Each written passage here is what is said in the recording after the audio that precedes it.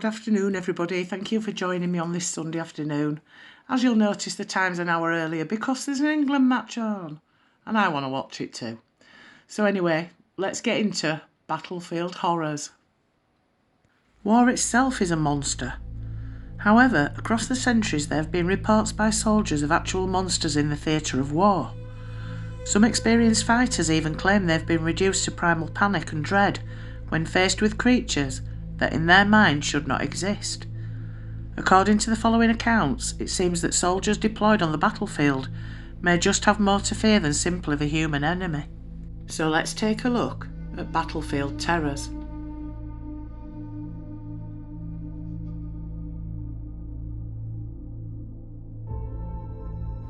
A relatively recent report of a wartime monster sighting comes from an anonymous US Army Special Forces squad member who was tracking a Taliban person of interest in the mountains of Afghanistan.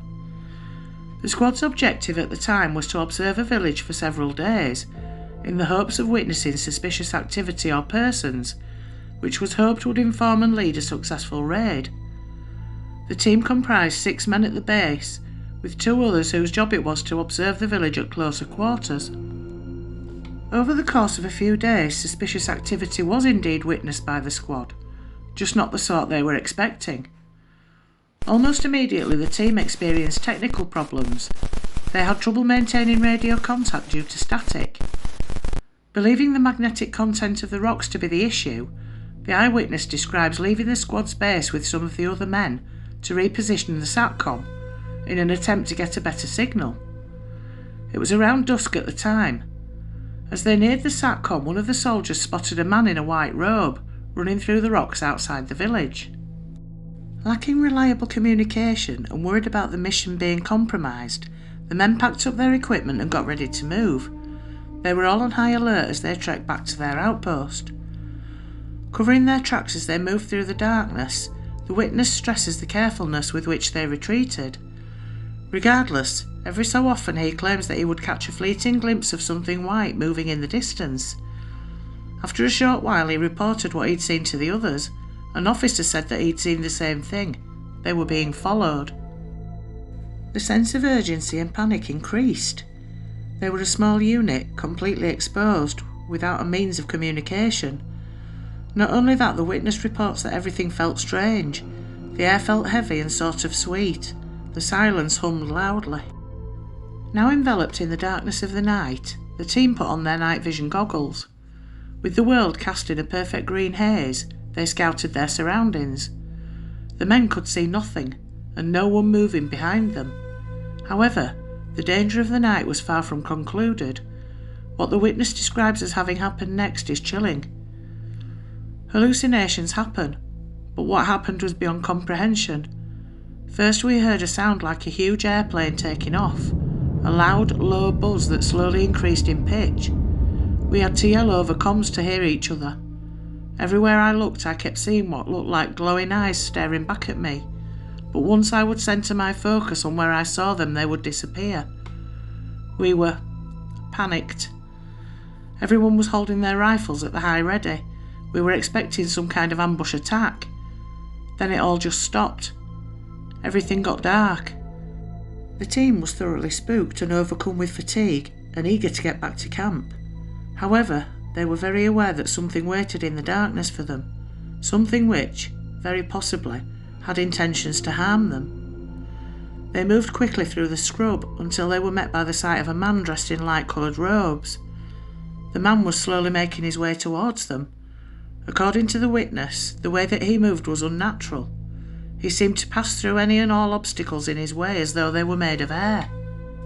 He seemed to melt over and around the rocks. Through the night vision goggles his eyes glowed. I scoped up on him and saw that he was looking directly at me.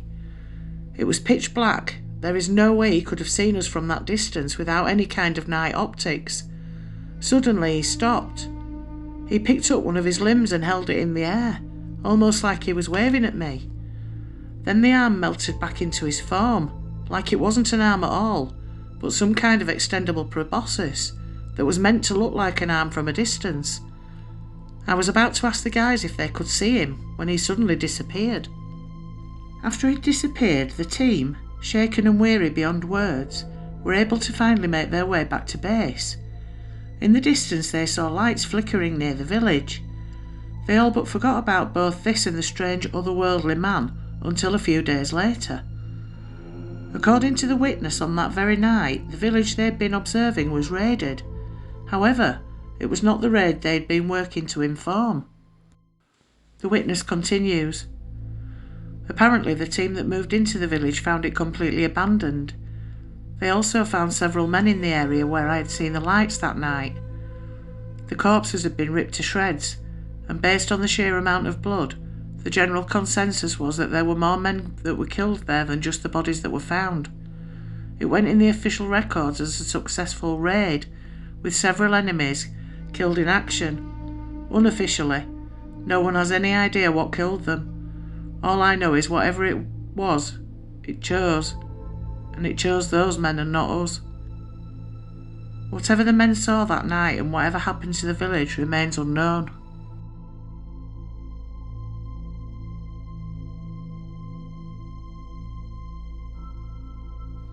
The literal meaning of cynocephaly is dog-headed.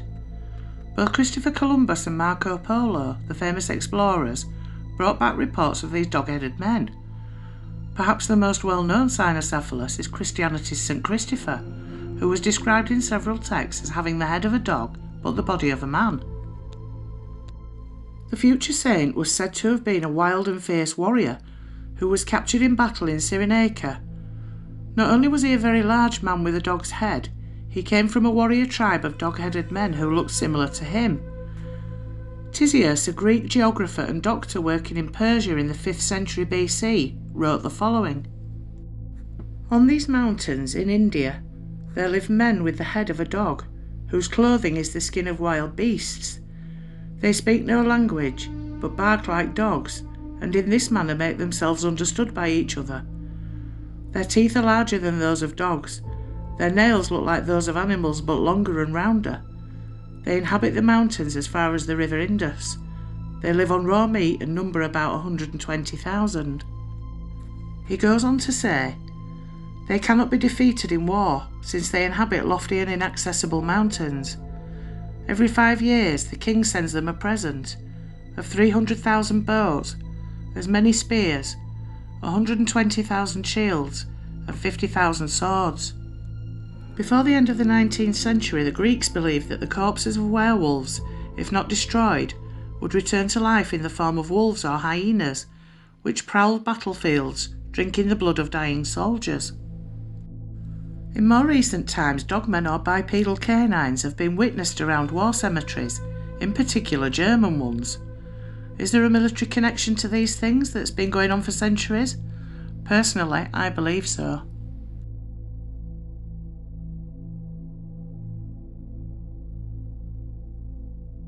The German town of Wittlich is home to a strange legend, which might not be a legend at all if US soldiers stationed in the area are to be believed. The following report comes from an anonymous soldier. Have you ever heard of the Marbach monster?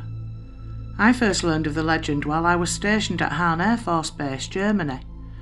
Marbach was a munitions site just outside the village of Wittlich. Supposedly, Wittlich is the last town where a werewolf was killed. There is a shrine just outside of town where a candle always burns. Legend has it that if the candle ever goes out, the werewolf will return. One night a group of security policemen were on the way to their post at Marbach when they noticed that the candle was out at the shrine, and they all joked about the monster. Later that night alarms were received from a fence line sensor. When the security policemen investigated the call, one of them saw a huge, dog-like animal stand up on its back legs, look at him and jump over the 7.5-foot chain-link fence. A military working dog was brought to the area where the creature was last seen, and the dog went nuts, not wanting anything to do with tracking the creature. This occurred around 1988. There have always been ghost stories dreamed up by bored security policemen, but this is one I've heard over and over again. Thought you might find it interesting. As a follow-up to this, another eyewitness account reads, I was stationed at Hahn Air Base, Germany from May 1986 to August 1989 as a security policeman. and it was my group that witnessed the Marbach werewolf. Whoever told you the story about the monster that you put on your website had very accurate information. The creature that we saw was definitely an animal, and definitely dog or wolf-like. It was about 7 to 8 feet tall, and it jumped a 12-foot security fence after taking 3 long leaps. So is this simply a story to frighten new recruits, or is there truth in the claims of the security team? One thing to remember here is that the shrine has been there a long time. As I was tying this particular story up, I found this post on Unexplained Mysteries and I thought it was worth a mention. So I'm going to read it word for word, and I apologise for my pronunciation if I get it wrong. So here goes. Are you guys ready for me? I was the security police area supervisor when all this went down. My call sign was Alpha 1. Although we called it Marbach, it was more actually the village of Wenigarath. It was the Wenigarath weapons storage area. I've read what you guys have said, all hearsay. I was there. I can tell you what happened that night. My hands still tremble now as I type this. My breath is short. I can still hear the howl. I can still smell the trees. I can still see it. I can still remember some of the names of my guys that were there with me. It was only us. No other unit was there. I know the dog's name and the handlers too. Want to test me? Go ahead, I'm foolproof. If you guys want to read more reply, I'll check for your approval. I'll post on here only if you want to hear it from the horse's mouth. If you were there, then you know who I am. It would be great to hear from you all again. Alpha 1.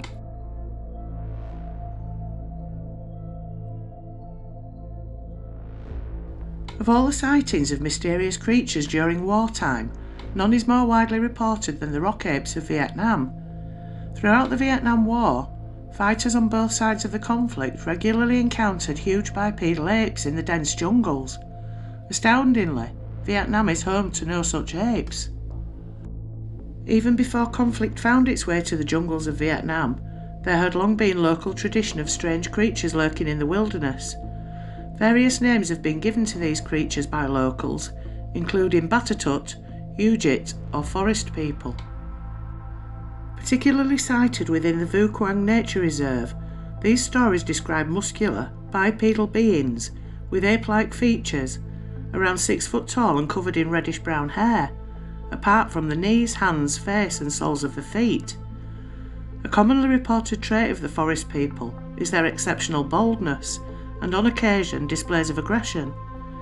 In Borneo, where they are also reported to exist, witnesses state that they do occasionally kill humans.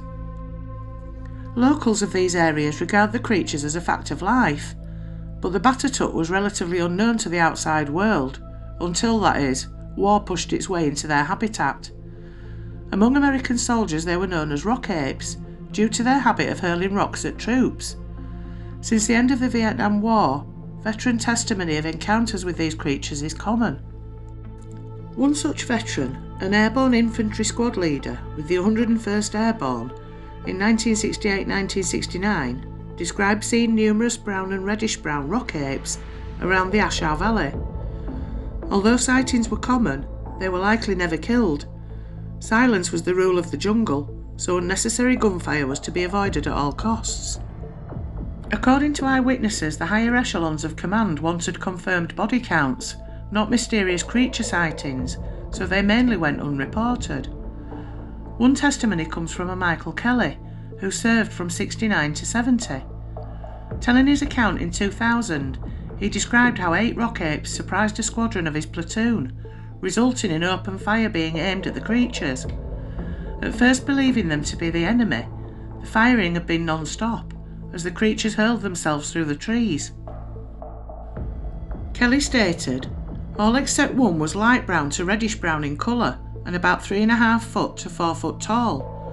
One dark, almost black male remained fighting to protect the other's retreat, and he was flying through the branches and rushing the men with his teeth bared. Despite all the gunfire, when Kelly searched the area, he didn't find a single drop of blood.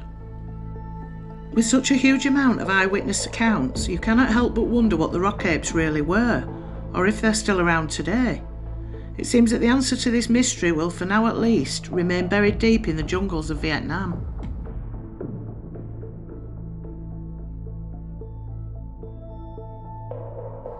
In the Pacific theatre of World War II, troops reported witnessing peculiar flying humanoids. Described as possessing a pair of large leathery wings like a bat, these creatures were said to have been spotted close to military installations on numerous occasions. Silent and shy as they were reported to be, military eyewitnesses could not escape the unnerving feeling that these unearthly beings were somehow observing them. Many of the alleged sightings date to around the time of the Battle of Okinawa in 1945. Years afterwards, reports of flying humanoids in the Pacific were still being made by soldiers. One such report came from Sinclair Taylor, a US Air Force private who was on guard duty at Camp Bakubo near Kyoto, Japan in 1952. According to Taylor's testimony, the enigmatic being had the body of a man, about 7 feet tall. It also had a 7-foot wingspan. After having flown closer to the private, the creature stopped and hovered in the air. Panicked, Taylor began firing his weapon at the flying creature. When he looked back to the spot where the winged beast had been, it had vanished. No blood, cadaver, or any other physical evidence was left behind. When I looked to see if my bullets had found home, there was nothing there. Even more bizarre is the fact that Taylor was not the only witness to this creature. It had been reported that when he declared the incident to his sergeant, it was revealed that another guard had witnessed the exact same creature the year before. Although Private Sinclair Taylor had no knowledge of the previous sighting and had no contact with the other eyewitness, the two descriptions of the winged creatures were astonishingly similar. Theories as to what Taylor and others saw include secret military projects and the misidentification of local wildlife. Misidentification suggestions include crows, which are reported to be much larger in Japan than in other parts of the world. Certainly, in some countryside areas, crows with a wingspan twice the size of the typical carrion crow are described by rural farmers. These supersized birds are also reported to be more reserved and less vocal than the common crow, which fits with descriptions of alleged flying humanoids. This being said, misidentification of crows or other large birds does not account for the alleged human characteristics of these creatures, nor does it explain their seemingly unnatural ability to survive rapid gunfire, as reported by Sinclair Taylor. As such, the true nature of the flying humanoid creatures of Japan remains a mystery.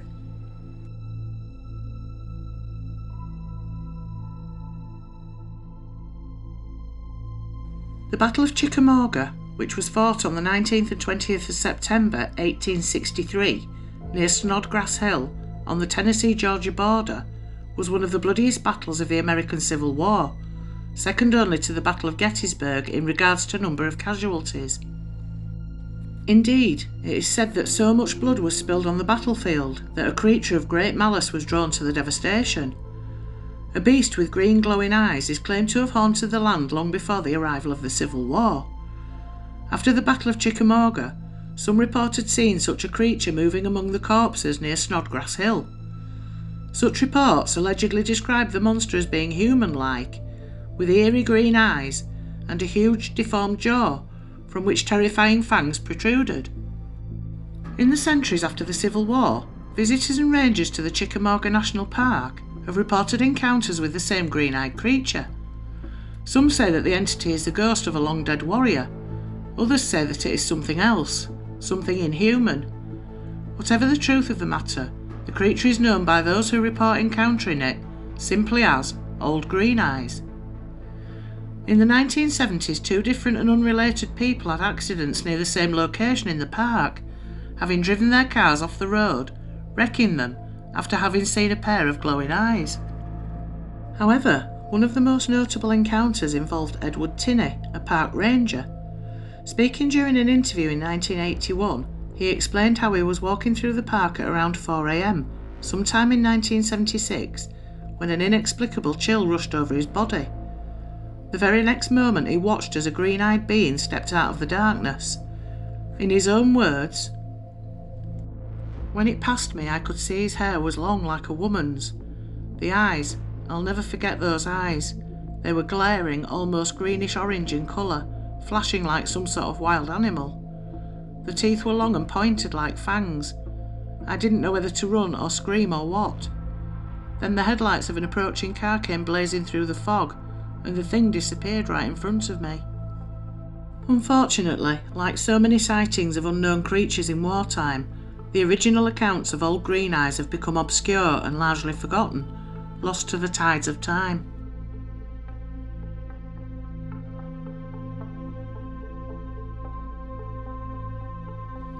In August 2016, a YouTuber posted a lengthy interview with a military contractor identified only as Mr. K.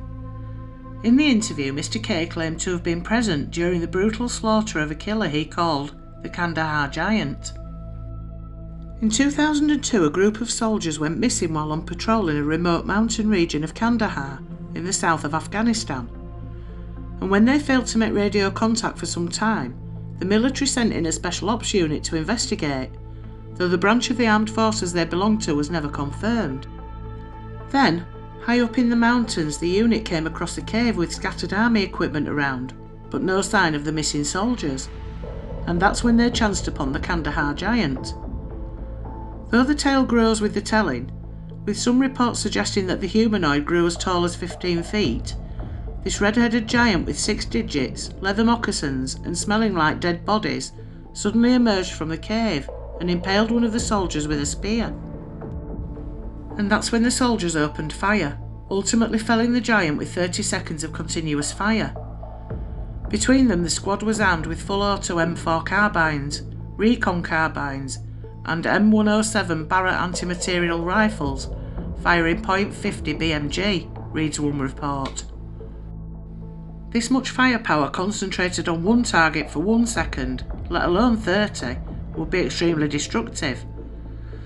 After the troops killed the giant, they loaded it onto a Chinook helicopter, which carried it to a transport plane, where no one ever saw it again. The soldiers were forced to sign non-disclosure agreements, so the government could keep them all quiet. But eventually the soldiers broke their silence, because as one of the men would later say, the people have a right to know the truth.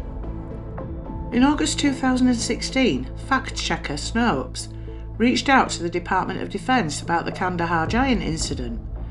The Department of Defence told the outlet, in no uncertain terms, that they had no record or information about a Special Forces member killed by a giant in Kandahar. What's more, there are no press releases on the Department of Defence's website involving either a Special Forces troop disappearing in Afghanistan or of any incident involving soldiers felling a giant. Around the same time that the Snopes article came out that discredited the story, self-proclaimed supernaturalist L.A. Marzulli told several right-wing websites that the United States government was covering up this spectacular story, and that those in power had a vested interest in keeping the truth of biblical prophecies from being exposed to the general public. People have a right to know about this stuff. If there are 15 or 18 footers roaming the earth, and our military has brought them down, we have a right as American citizens to know about it, he said. I mean, this isn't classified military stuff. This is something we need to know, and it points back to the biblical prophetic narrative. In a now deleted video first posted on August 16, 2016, Marzulli interviewed Mr. K, a man purporting to be a soldier who said he witnessed the giant of Kandahar. Mr. K claimed that he saw the giant carrying a spear and murdering a United States soldier named Dan before he and the other special forces took it down. According to Marzulli, the creature was a Nephilim, a group of people mentioned in the Genesis and Numbers books of the Old Testament, who were said to be people of unusually large size and strength that could be found in the Middle East both before and after the flood of Noah's Ark fame. Whatever the truth, the myth of the Kandahar Giant is still said to be an open secret among soldiers who served in Kandahar in 2002, and several veterans who served in the region have said that from that point on, they were instructed to point their weapons high by aiming for the head, and then a little higher.